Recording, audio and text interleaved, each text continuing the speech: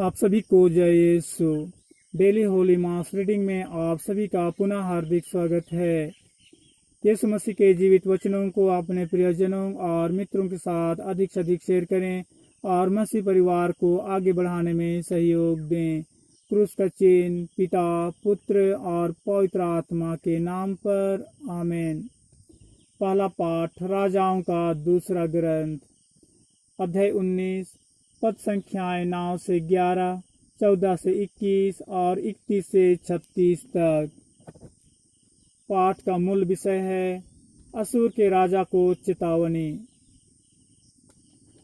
राजा को खबर मिली थी कि कुश का राजा तिरहाका उससे लड़ने आया है। यह सुनकर असुर के राजा ने फिर से हिजकिय्याह के पास दूतों को भेजते हुए उससे कहा, यूदा के राजा हिजकिय्याह से यह कहोगे, तुम अपने ईश्वर का भरोसा करते हो, जो तुम्हें यह आश्वासन देता है कि यरूशलेम असुर के राजा के हाथ नहीं पड़ेगा। इस प्रकार का धोखा मत खाओ। तुमने सुना है कि असुर के राजाओं ने सब देशों का सर्वनाश किया है, तो तुम कैसे बच सकते हो? हिजकिय्याह ने दूतों के हाथ से पत्र लेकर पढ़ा। इसके बाद उसने मंदिर जाकर उसे प्रभु के सामने खोल कर रख दिया। तब हिजकिय्याह ने प्रभु से इस प्रकार प्रार्थना की, प्रभु इस्राएल के ईश्वर, तू केरूबीम पर विराजमान है। तू पृथ्वी भर के सब राज्यों का एकमात्र ईश्वर है। तूने स्वर्ग और पृथ्वी को बनाया है। प्रभु तू कान लगाकर सुन। प्रभु तू आंखें खोल कर देख।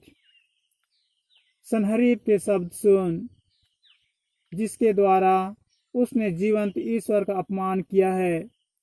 प्रभु यह सच है कि असुर के राजाओं ने राष्ट्रों का सर्वनाश किया और उनके देवताओं को जलाया है।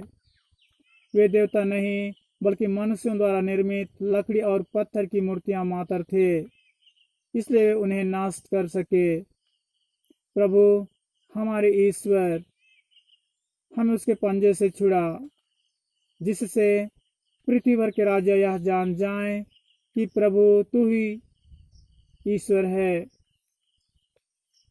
उस समय आमोस के पुत्र ईसायास ने हिजकिय्याह के पास यह कहला भेजा, प्रभु इस्राएल का ईश्वर यह कहता है, मैंने असुर के राजा सनहरीब के विषय में तुम्हारी प्रार्थना सुनी है। सनहरीब के विरुद्ध प्रभु का कहना इस प्रकार है, सियोन की कुंवारी पुत्री तुम्हारा तिरस्कार और उपहास करती है। यरूशलेम की पुत्री तुम्हारी पीठ पीछे सिर हिलाती है।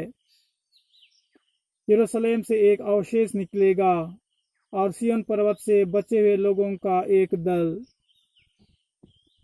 विश्वमंडल के प्रभु का अनन्य प्रेम यह कर दिखाएगा। इसलिए असुर के राजा के विषय में प्रभु यह कहता है, वह इस नगर में प्रवेश नहीं करेगा और इस पर एक वाहन भी नहीं छोड़ेगा।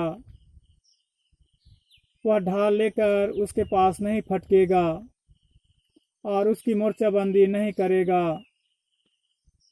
वह जिस रास्ते से आया उसी से वापस जाएगा। वह इस नगर में प्रवेश नहीं करेगा। यह प्रभु की वाणी है। मैं अपने नाम और अपने सेवक दाऊद के कारण यह नगर बचाकर सुरक्षित रखूंगा। उसी रात प्रभु के दूत ने आकर असुर के राजा के शिविर में 1,25,000 लोगों को मारा। प्रातःकाल वे सब मरकर पड़े हुए थे। असुर का राजा सनहरीब शिविर उठाकर अपने देश लौटा और नीनवे में रहा। यह प्रभु का जीवित वचन है। ईश्वर को धन्यवाद। आमीन। सुसमाचार संत मत्ती के अनुसार, अध्याय 7, पद संख्या 6 और 12 से 14 तक। सुसमाचार का मुख्य विषय है स्वर्णिम नियम।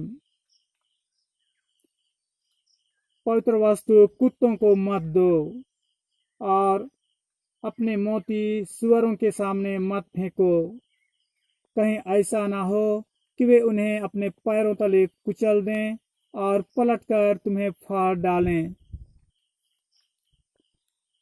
दूसरों से अपने प्रति जैसा व्यवहार चाहते हो, तुम भी उनके प्रति वैसा ही किया करो।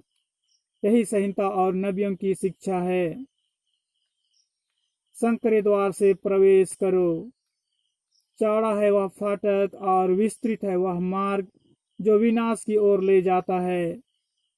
उस पर चलने वालों की संख्या बड़ी है, किंतु संकरा है वह द्वार और संकीर्ण है वह मार्ग जो जीवन की ओर ले जाता है। जो उससे पाते हैं उनकी संख्या थोड़ी है। यह प्रभु का पवित्र सुसमाचार है। ख्रिस्त की जय। आप सभी को ईश्वर की आशीष और आपका दिन मंगलमय हो। आमीन।